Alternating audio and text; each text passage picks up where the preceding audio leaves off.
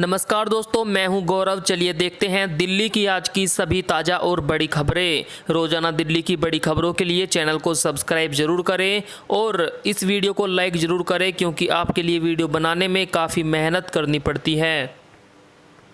और दिल्ली में अनलॉक की नई गाइडलाइन हुई जारी। दिल्ली में अनलॉक की नई गाइडलाइन जारी कर दी गई है। दिल्ली आपदा प्रबंधन प्राधिकरण के अनुसार 26 जुलाई से सुबह 5 बजे से दिल्ली में मेट्रो और बसों को 100% क्षमता के साथ संचालित किया जाएगा। इसके अलावा सिनेमा हॉल, थिएटर और मल्टीप्लेक्स 50% क्षमता के साथ खुल सकेंगे। अंतिम संस्कार और सभा में अधिकतम 100 व्यक्ति शामिल हो सकेंगे।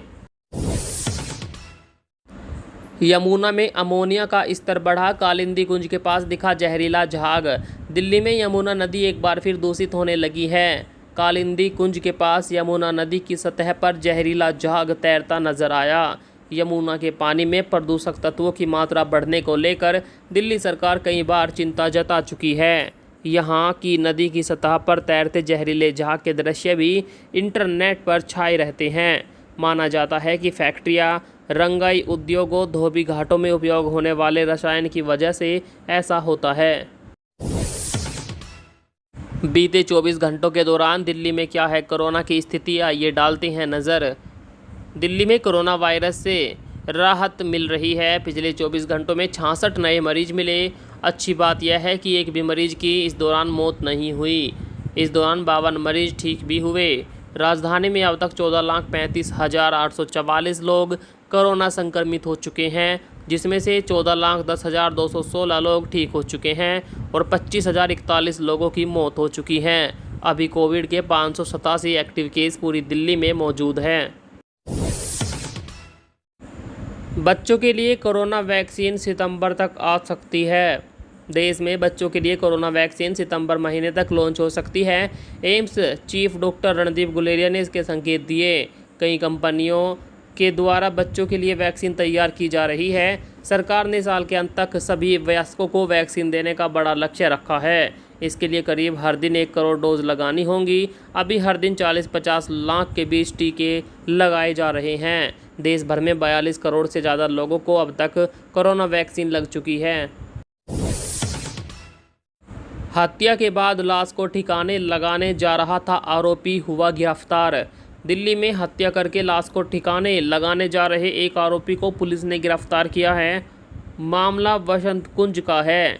पुलिस का कहना है कि आरोपी सुबह करीब 5 बजे शव को रिक्शे पर लाद कर कहीं छिपाने जा रहा था, तभी पुलिस ने उसे पकड़ लिया। आरोपी ने बताया कि वह महिपालपुर इलाके में गार्ड का काम करता है। यह शख्स रात में पहुंचकर मारपीट कर रहा था, जिसके बाद उसने गला दबाकर मार दिया। मृतक शख्स की पहचान नहीं हो पाई है। 1 अगस्त से बदलेगा सैलरी का नियम, जाने आप पर क्या होगा असर। सैलरी, पेंशन और ईएमआई वालों के लिए अच्छी खबर है। आरबीआई ने नेशनल ऑटोमेटेड क्लियरिंग हाउस के नियम में बदलाव किया है। ऐसे में अब बैंकों में छुट्टी वाले दिन भी सैलरी, पेंशन और ईएमआई वाले काम हो सकेंगे। पहले अगर सैलरी वाले दिन शनिवार या रविवार पड़ जाता था तो सैलरी मिलने में 3 दिन की देरी हो जाती थी। अब ऐसा नहीं होगा। नया नियम 1 अगस्त 2021 से लागू हो जाएगा। देश भर में लागू होगा 2 बच्चों का नियम, मोदी सरकार का संसद में जवाब। आसाम और उत्तर प्रदेश में नई जनसंख्या नीति को मंजूरी मिल गई है।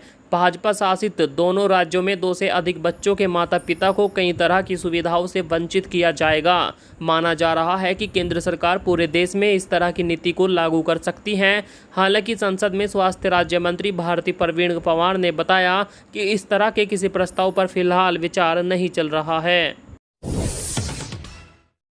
दिल्ली के सदर बाजार को बनाएंगे मॉडल मार्केट, एक रंग में नजर आएंगे दुकानों के शटर। दिल्ली के सदर बाजार को मॉडल मार्केट बनाया जाएगा। इसके तहत सभी दुकानों के एक समान बोर्ड होंगे और शटर एक रंग के होंगे। साथ ही सभी दुकानों के बाहर उचित दर पर डस्टबिन रखे होंगे। स्थानीय पार्षद जयप्रकाश ने बताया कि यह पूरा मार्केट प्लास्टिक फ्री होगा। बाजार को प्रतिदिन 2 बार साफ किया जाएगा। इसकी शुरुआत आयरन और हार्डवेयर मार्केट तेलीवाड़ा से होगी।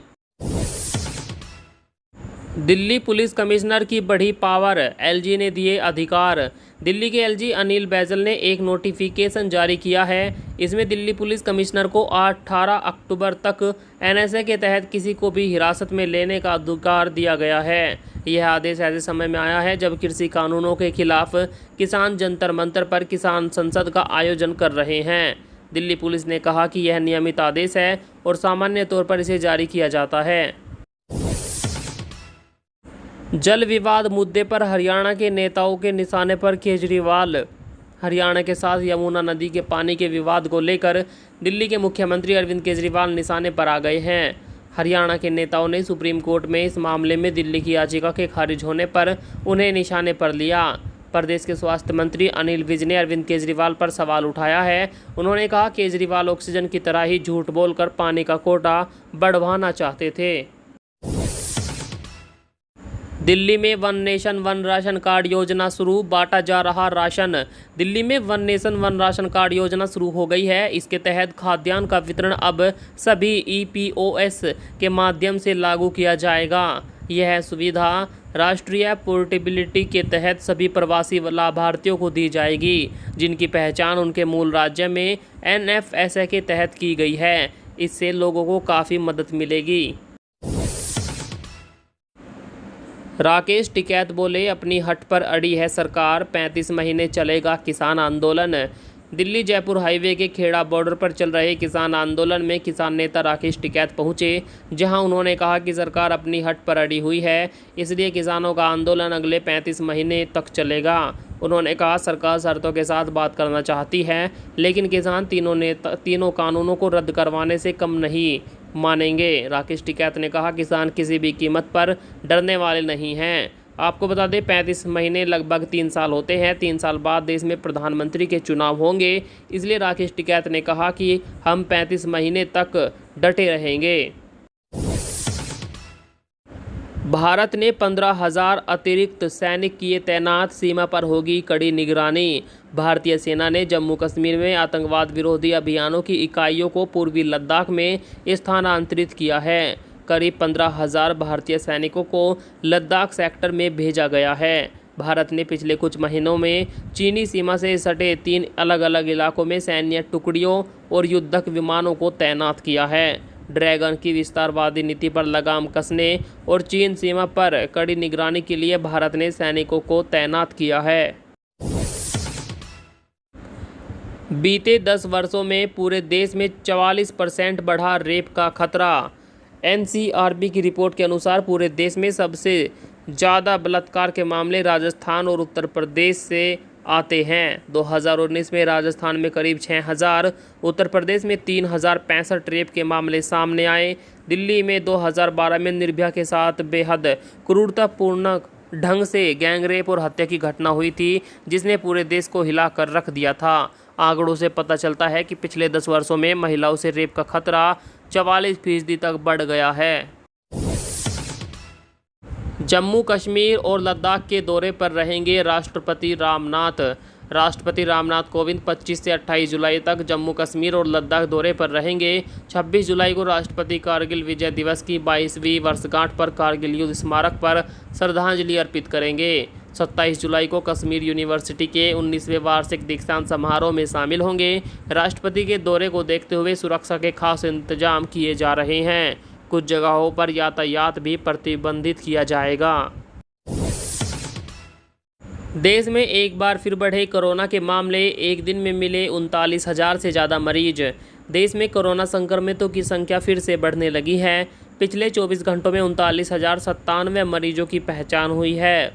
वहीं 546 लोगों की मौत हुई।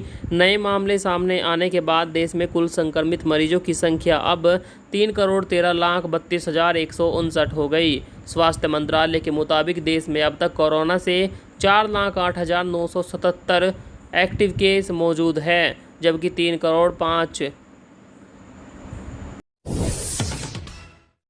सेना ने मार गिराए 2 आतंकवादी, ऑपरेशन जारी।